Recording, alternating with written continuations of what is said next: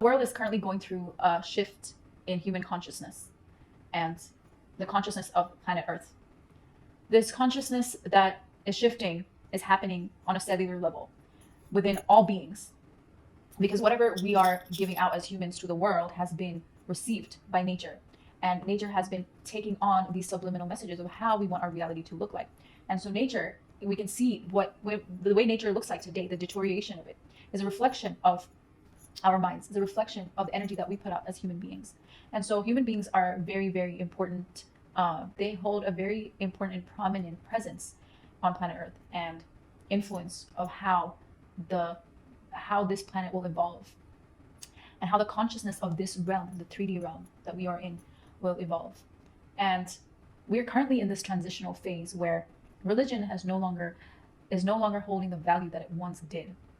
And people are still finding themselves seeking something to replace it. And this search and yearning for truth and finding that love consciousness within each of us, this union with ourselves and union with God, is still within all of us, regardless of the stance religion has taken in the world today. And this has led to the rise of modern day or new age spirituality. And initially, I was also very skeptical about how certain religious or ancient knowledge systems are interpreted and then kind of boiled down to one or two elements and kind of integrated with multiple spiritual languages and pathways and tools and combined to be one. But this initial resistance is slowly subsiding as I'm realizing that this is going to be more prevalent in the coming times, and we just only have to keep moving with times, and eventually we might realize that this is actually a beautiful transition that is meant to happen and is meant to be for the greater good. For example, my personal journey with spirituality was nuanced, even though I'm from Southeast Asia and it's where Hindu and Buddhist knowledge systems have started. I learned about these or gathered information about these systems, these knowledge systems from the West. So in my time in America, from white instructors, and even like when I would look at content on the internet, it would be kind of new age spiritual content. So there would be like Western spiritual, like witchcraft, and then there would be a little bit of Celtic pathways, just a little bit of Native American or other native spiritual wisdom and knowledge systems, and then combined with yogic traditions, or at least the interpretation of yogic traditions. And then there's this like combination, and that is how I received spiritual knowledge. And my initial like the approach that I took to spirituality, or my exploration of spirituality, was that I did not want to cling onto any religion or want a specific pathway and then go through that. Instead, I wanted to find what my own language is. And I think that is something that people of my age, I'm 24, so people of my age, of my generation, are all in this kind of this limbo, because I hear or feel a lot of resistance from people in my age group about religion, the idea of God, and the way they've internalized the idea of God growing up, and the way they've been taught about religion. There's this sense of resisting this knowledge system, and I think that it comes from many things, but one of them is this tension between modern science and its legitimacy, the legitimacy that we have given to modern science. And then there's also this subconscious, or should I say unconscious movement that is happening on a subliminal or subtle level of the energy frequency of the world. So it is said by many that we're shifting from 3D consciousness to 4D or 5D consciousness. What this really means is the way we think and feel and how we interact with energy is going to shift eventually. But right now we're in this place where we're right before that shift. So we're starting to question the systems in place. We're starting to question the government, science, knowledge in general, like school, institutions. And we're starting to question everything that we see around us. And this kind of questioning is coming from this shift in consciousness. And we're in this uncomfortable phase, and it could take up to years, where there is this chaos that is created from this exponentially expensive amount of knowledge that is being produced and reproduced every day and spread to thousands and thousands of people. And this overstimulation and this over gathering of information is creating this kind of confusion within all of us. But it is actually part of the cycles that we're going through, that planet Earth is going through, or that consciousness goes through. And it's this very subtle, but if you're one to notice these things, it's very prominent of a movement that is happening. And how is this prominent? You can see it in the ways we are questioning, let's say, the government of the USA, or we're seeing how a war is playing out. Nobody's able to stop it, or nobody's able to point a finger at one country or one entity for all of it. We have become so intertwined in a system that is meant to violate people and to violate nature. So there's this idea or concept that we're actually part of, all of us together is a collective, makes up a collective consciousness. And this consciousness is similar to our consciousness. So whatever a single mind has in its consciousness, it's the same, but it's the mind of the collective. And the mind of the collective is also evolving in its own way. So it's also trying to gather and seek knowledge, just like our mind is. And so what we see today in the world are manifestations of what the collective mind has thought into reality. And so that's why I say that whatever is happening in the world, it doesn't matter where, and it doesn't matter when, it is actually something that we all together manifested. So, for example, the war in Israel and Palestine. Money carries energy. So money can take on any meaning that you apply to it because it's currency. There's a reason why it's called currency. It has current. It's like electricity. And electricity is the transference of energy. So when we subscribe to the US currency, we're subscribing to a system that benefits from violence.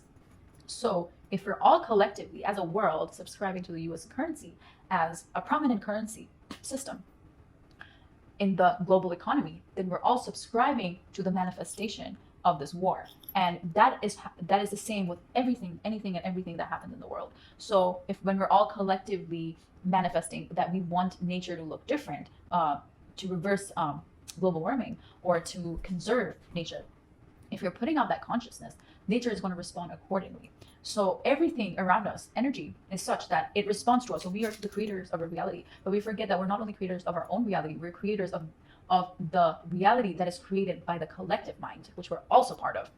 And so all of this is to say that spirituality is becoming a very, very, very, very important part of our lives, and will be very important for, I would say, human survival, because of the uncertainty that we're going through, the uncertainty of values, because ideology and values are things that humans tend to cling to and subscribe to. And by subscribing to certain values and ideology, they're able to then belong to a particular community, a particular society, a particular cultural system, and a particular knowledge system. And by doing so, they have a sense of security, and therefore it's part of survival.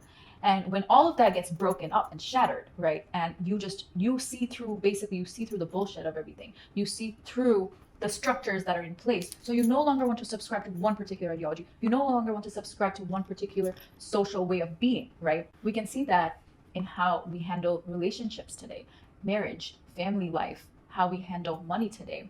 We no longer think about saving because we're thinking about today and tomorrow, and we just want to live. And I'm talking to my generation, because we're seeing the uncertainties of the world, and to want to hope or aspire for a particular type of future is becoming foolish, because we're realizing that the world is changing so fast that by the time we become a little older, we already will lose control of how things are. So this insecurity will automatically pull us towards spirituality. And this is also part of the divine plan of these cycles we're going through. So we're kind of like edging towards this shift in cycle. So what's going to happen before we get into a new era of spirituality or religion, or the understanding of consciousness and God, or an energetic frequency level, before we move from this 3D consciousness to a 5D consciousness or 4D consciousness, there will be turmoil. So that is what we're going through now, chaos. And within this chaos, it's actually causing us to want to awaken to the truth, which is that we are all part of one consciousness, which is God. And God is prevalent and ever existing within anything and everything, before and after us. And this truth is something that I wouldn't say that it has gotten lost now, and it was never like that before. I would say that it's part of the shifts, but this idea of this understanding or this connection to God, I would say, has always been rare, at least in modern day, in this modern civilization that we live in. I don't know about ancient Egypt or these other ancient civilizations, but the civilization that we are in today, definitely it's easy to see that what we have done is we have taken the idea of the ego, which is also an aspect of this God consciousness, right? But has accelerated that one aspect. So we have a balance of our feminine and our masculine and our ego and our non-ego self, and there has to be a balance between all of these elements. But what the collective mind has done it has taken the ego and put the volume up on that and left the rest. So ego has taken center stage, and this frequency, this energetic frequency, can be seen in how money works today, how currency works today, how capitalism works today, how Hollywood is, how media is. And this obsession with the self and this obsession with fame and recognition and greed for money and lust and the lack of emotional beingness. Like, we are not in a state of, how many of us are really in a state of being emotive in an emotional body? We're kind of robotic, and that comes from the ego self, and the ego is volume dominant. It's not balanced with the emotional self, it's not balanced with the spiritual self. It's going to cause us to become distant from our emotions, and this distance from our emotion is creating this mental health crisis that we are in today, and it's creating the religion crisis that we are in today, and it's creating the knowledge crisis that we are in today, because we're also starting to question knowledge. We're starting to question the healthcare system, the food system, the environmental care system. We're starting to question how and what and why things are being done the way they are, and this questioning is causing this uncertainty. And so I would say that there are a few ways to go about this. Firstly, the first and foremost thing that we must do is look at ourselves in the mirror, because let's just put aside the collective mind and move to the individual mind. There's a reason why you're watching this video, and that is because there's something out there that you're seeking, and you know it might fill the void that you're feeling right now, and this dissatisfaction that you have with life, this discontentness that you have with life, is what is causing you to seek more. And when you're seeing that you're not able to find that answer in modern knowledge systems, in the modern society that we live in, and you're not able to fill that emotional void, that cup that you have, you're not able to fill it because relationships are not the way that you would want it to be, because relationships have become so crude and cold and distant. And religion is all about preaching and not about doing. It's all about what is right and wrong and heaven and hell, and it has nothing to do with love and joy and actual connection to God. And so, because we're at this state of crisis of our identities, and why are we here? What are we doing here? And what's also happening is this questioning of, why am I here? What is the meaning of life? What are we doing here? It's obviously inherent within all of us. But I've also noticed with the generations before us, they're much more comfortable with it. They're okay with not having these questions or not questioning these things. They're okay with putting that aside and living life with a mask on and with just like a robot, like you're just like plugging into capitalism or plugging into a bunch of systems, and there you go, that's your life. They don't mind not questioning the meaning of life, the meaning of existence, because they're kind of conditioned that way. But because of this energetic shift that is happening, we're no longer able to not question. So we're no longer able to maintain that mask. So it's kind of a glitch in the matrix, where we are still in the matrix, we're still in the 3D consciousness, but we're all of a sudden feel like, wait a minute, no, there's something wrong about this. And it's also happening, I would say, because of the use of psychedelics, the use of marijuana, but just in general, this void that has been created from the lack of, like I said, from the lack of values, from a lack of straightforward value system that the world used to subscribe to at some point. So the first thing to do is look yourself in the mirror. What does that really mean? It means that as humans, the older we get, we start putting on layers and layers of clothes on us. And all of these clothes protect us from showing our skin, showing our naked self to the world, but also to ourselves. And as we keep putting on these clothes on top of us, it starts to get too much. It starts to get heavy. And at that point, it gets to a point where you no longer are able to carry these layers of clothes, but you also don't know what's beneath, because there's so many layers, you've kind of lost touch with the skin inside. So this unlayering process is really uncomfortable, and most of us don't really want to go through it. So we stay in denial. So then we go from questioning God and questioning reality, and then we're just like, you know what, it's okay. Let's just go back to wearing all these clothes, or like wearing all these layers of masks, and not question things, because I don't know what I will find beneath these layers. because I have never allowed myself to really feel what it feels like to be naked in front of the mirror and in front of the world. So this discomfort, even as I say it, is going to bring up discomfort. So this unlayering process is very important. And I mean, it's important if you want to find any sort of truth. The first source of truth is yourself. There's no book out there, there's no person out there that is going to give you some information, some truth that you don't already know within you. Because if one person out there knows all the answers, we would all be going to that person. But there is no such person. There are great thinkers and wise people. There are big knowledge systems that are revealed to planet Earth. But they are not the whole of everything. The whole of everything is within you. This knowledge that lies inside you, in your truest self, has been given to you in encoding by the universe, by the ultimate consciousness, by God. And so that knowledge is already within you. What you have to do is unwrap these layers of clothes. And it's uncomfortable, like I said, because you've been carrying it for too long. So you take it step by step. And I hear pretty often whenever someone is asking for advice or discussing with me something that they're going through, and then I'm saying that, you need to look inwards and you need to heal that wound that whatever this is bringing up, modern psychology, whatever that incident or relationship or dynamic is bringing up for you is bringing up some sort of wound that you have, some inner child wound or some trauma that you have. You need to first identify, you need to become aware of it. And then I hear, okay, I got aware of it. Now what do I do about it? How do I heal this?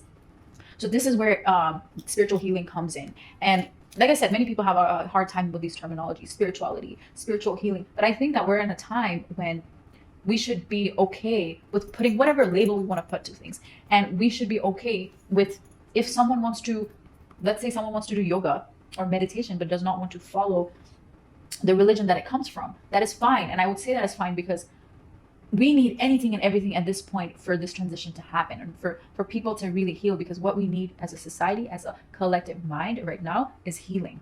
And that is way more important at a crisis moment like this than pointing fingers at who said what and which religion is the right way, or who misinterpreted something, or who was claiming themselves to be a guru. I think it's more important that we address the root cause, because all of these other questions are, one, distractions, and two, the ego. So I'm not claiming that I know everything, but I don't think I need to know everything to come up here and speak, because everybody is speaking. And that is the consciousness that we're in today. We are in a type of consciousness where each of us are allowed to completely look within, find our truth, share that truth with the world, be that person, that authentic self, be our truest self. And this individuality, from this ego's perspective, that ego can be toned down, brought to balance if we actually move into our authentic selves. And so this kind of unlayering process, let's go back to that. I would say that healing is not linear.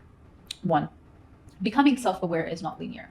So we might come to a state of feeling that we are aware of ourselves, of our surroundings, of our reality. But this awareness has layers. And the initial layers of awareness that comes to us are actually facades. And this facade awareness situation lasts quite a while until we get into a more deeper form of practice, and we kind of choose one practice and we stick to that. And so this healing process, on the other hand, is also kind of mixed up, because the more you do this inner healing, the more things will keep surfacing, and the more you're going to feel like you haven't healed anything. So feeling like that, if you're already on this journey, and if you feel like, okay, I became self-aware of what are my issues, or what are my traumas, where is my ego coming up, I've become, or what are my shadows, basically, what is my shadow self like? I've become aware of it. Now what do I do with it? So awareness is the first stage of healing something. So I first come into awareness of what is actually happening, right? This awareness process requires connecting with the self. So first, to connect with the self, we must do something, right? To get from point A to B, to get from the point where you are to another point, you have to change something. So that means what? You have to do something. It's just not going to naturally come to you. You're not going to wake up the next day with a fresh mindset and a fresh healed self. It's just not going to happen by itself. You have to put in the work. So this work can be at any form. For me, it's meditation. That's something that I stuck to from the beginning of my journey. And there's no particular way I do it, or I wouldn't say I followed or learned some I don't have a name like I'm doing Vipassana meditation, or I'm doing a particular type of meditation. It is how I do meditation, and it's how it works for me. And so meditation is, for me, the least intimidating thing to do. But for someone else, being silently still somewhere might be the most intimidating thing to do. So there's many types of meditations. You can do one where you're just screaming and jumping and throwing a pillow on the floor, or punching a punching bag. So anything can be used for a healing process. What matters is the intention, because intention is what creates that reality. That's how we create our reality. Whatever intention we put out, is the energetic frequency takes it on. It's like a radio. You're tuning, and so whatever intention you have, you're tuning into that energy frequency, and that is what is going to come out. So all you need is a ritual to do it. It can be going to the gym. It can be therapy. It can be, I would recommend therapy, regardless of what spiritual thing you're doing. Therapy is great if you find someone that really works for you. And then there's plant medicine. There is you can go to a retreat. Just throw yourself into a retreat, and all you have to do is get there, and the rest will be done for you, because now you're in this place where you're being pushed to be outside of your comfort zone, and you're being pushed to kind of like, it's like a catalyst of your journey. And the whole thing about this spiritual healing journey is that until you are confronting these things, or until you're deciding that you want to heal these things about yourself, they're going to keep coming to you. These problems are going to become louder and louder until you face them. So these questions that you have of what is the meaning of life is going to keep coming up, and it's going to start coming up at times when it's really hard to be questioning that, because your life is just already in shambles. So if you're able to have a set of idea, I don't think any of us have the full understanding of the truth, but if you're able to come up with whatever the truth means to you, and you have a set of knowledge that you believe in, then whatever circumstances are coming into your life, you will be able to navigate better than when you don't know the meaning of life. You don't know yourself. You don't know what you want. You don't love yourself. You don't understand what's happening to you. You just feel like everything is happening to you, and the world is against you. God is against you. Nobody likes you. You don't like yourself. When you're at that state and you don't have anything to stand on, you don't have roots under your tree, you didn't really put in the work of that self journey, then you're going to be left with absolutely nothing to keep you standing there. And that's where the mental health crisis comes in. And so it's a process of learning and unlearning and taking these layers off, and really just standing in front of the mirror naked as much as you can. As you keep doing that, as you keep practicing things that make you feel connected to yourself. And like I said, it's different for everyone. To feel connected to yourself can be doing something as simple as sitting silently. It can be painting. It can be cooking. There can be any form of ways in which you feel connected to yourself. The problem is not the way, the medium. The problem is, am I allowing myself? Am I giving myself permission to feel connected to myself? And the problem is, we don't allow ourselves to feel connected to ourselves, to tune in to our emotion, our intuition, because we are conditioned not to. So first, we have to become aware of how we are conditioned not to connect to ourselves. We're conditioned not to connect to ourselves starting from our childhood. When your parents don't validate your emotions, let's say you feel agitated, you don't want to go and do the thing that your mom wants you to do or your dad wants you to do, but they are disregarding your emotional needs. And when they are constantly doing that, and they're constantly asking you to disregard your emotional needs for their needs, you're being conditioned not to feel your feelings and not to feel connected to yourself. And then as you grow older and you go to school and you see that there's only one way to study, there's only one way to learn, and if that way does not work for you, then you have a problem, then you have ADHD, or you have some kind of learning disorder. And then comes knowledge itself. All of the knowledge that you're taught is meant to be the ultimate truth. Now you no longer are connecting to your intuition, asking yourself what you think the truth is. So you no longer question what is being given to you, what is being fed to you. And then comes money. You've already subscribed to a system which I already explained is an energetic system that you've now subscribed to. So now and then there's social media and technology. So your phones constantly being preoccupied with something. You're never getting the chance to sit with yourself without any distraction. So then when are you going to build a muscle to feel connected to yourself? And when you're not connected to yourself, you're connected to someone else and you're thinking that's good enough. But really, the actual connection that you're seeking will come from within yourself. And so once you get through this process of connecting to yourself, and it starts to become a muscle that you're building and building, and slowly but surely you feel so connected to yourself that when you are not feeling connected to yourself, you will want to tune back into yourself. So I wouldn't say that someone that meditates or someone that is in some form of practice is always feeling connected to themselves, or is always at a state of contentment, but they're always wanting to be in that state. It's like people that go to the gym every day. If they don't go for a day, they're not going to feel well. They always want to be going to the gym. So it's going to become such that you will always want to be in tune with yourself. And as you tune inwards, you're able to tune outwards, and you're able to actually hear the sound of reality. You're actually able to see reality. You're actually able to sense the fullest extent of reality. So you look at the wall, you look at a table, and you can literally sense it in your being. That is called tuning into reality. That is called tuning in. But this process of tuning was never going to happen unless you tune in with yourself. And what also happens along with that is now you're in tune with your needs and your emotions, and you're able to handle your daily life with other people, with relationships. And you no longer able, you're in the driving seat, and you're in control of what your reality looks like. So now, once you're in tune, you know what you need, you know what you want, and because you're in tune with the frequency of authenticity, you're in tune with the frequency of your truest self. That frequency is so powerful that whatever you want your reality to be, that will be your reality. And once you get even further in this process, whatever is not meant for you, and it's not good for your authentic self, it does not align with your core values, but your ego self wants it, and you ask the universe for it, the universe will not give that to you, because the universe knows that you haven't tuned into your true self frequency, your true core value frequency. So the universe is going to be like, that is your ego, that is your mind talking, and you haven't subscribed to that. Energetically, you're not subscribed to that. Your mind might be saying a lot of things. Energetically, you're subscribed to your truest core values, and the universe will keep giving you whatever is meant for your truest core values. And that is not to say that bad things won't happen to you, or things will always go your way. The universe is always also going to put you through things that will get you closer to your truest self. So sometimes things will happen to us that we don't appreciate or like, but they're meant to teach us something. So whatever ever happens in our life, we have to constantly be at a state of reflection and reflecting on, why is this happening to me? God is giving me something. The universe right now is offering me something. It's a gift. It doesn't matter how bad it is. It really doesn't matter how bad it is. It is a gift that the universe is giving you, is offering you.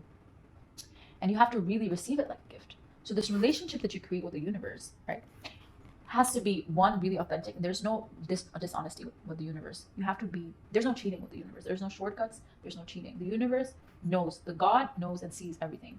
So what you have to do is you have to be at a state of surrender and a state of faith.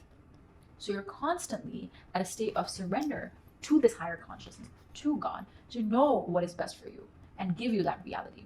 And this whole process that I'm talking about is one of the only ways, or the only known ways to me, that you will get close to what you're seeking. And if you can sit there and tell me that you're not seeking anything and you're content with life by not feeling connected to the universe and God, then you haven't even started to question things. And it's all just piling up in layers and layers and layers. And eventually it's going to be too heavy. And it will all crash down. And usually this crashing down can be seen in times of how we respond to a bad incident. So nothing is in our control. That we all know. That we can all see. So within this randomness, if that's what you believe in, when something bad happens, let's say someone close to you passes away, or you have a really bad accident, or you get really like a terminal disease, you're at a state of not being in control and completely unhappy with that situation. But now at this time, if you don't feel connected to universe and God, if you don't have that understanding of what that means, you will be much more helpless than someone that does. So I wouldn't say that it is a requirement to have a connection with God, or it's a requirement to believe in God.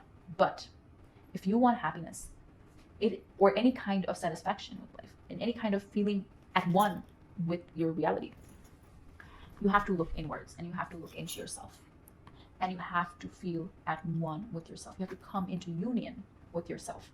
This process has to happen regardless of your belief system. And there are many, many, many, many, many, many tools out there. At this point of history, there has never been a time where we have this much access to information. So no one can actually say that they have nowhere to search and nowhere to go to find this answer of how do I come into union with myself. Because this process of coming into union with yourself, there's no one way to do it. So it works differently for everybody. But what you can do is be at a state of curiosity and wonder. And at this state of curiosity, you will be searching. Once you're in this state of curiosity, like I said, you're tuning into the frequency of curiosity. What's going to happen is whatever happens around you, your curious mind is turned on. So you will be finding more and more information that you previously would have never paid attention to. So the truths that you're seeking will naturally come to you if you are searching for it. You have to subscribe to the frequency of seeking first, and then what you're seeking is going to come to you. But if you're not seeking, if your doors are closed, if you're just sitting still in one place inside your mind, all stubborn, it's not going to come to you. Nothing's going to come to you. So like I said, for there to be change, something has to change. And it's a process that is personal, but it's a process one must go through.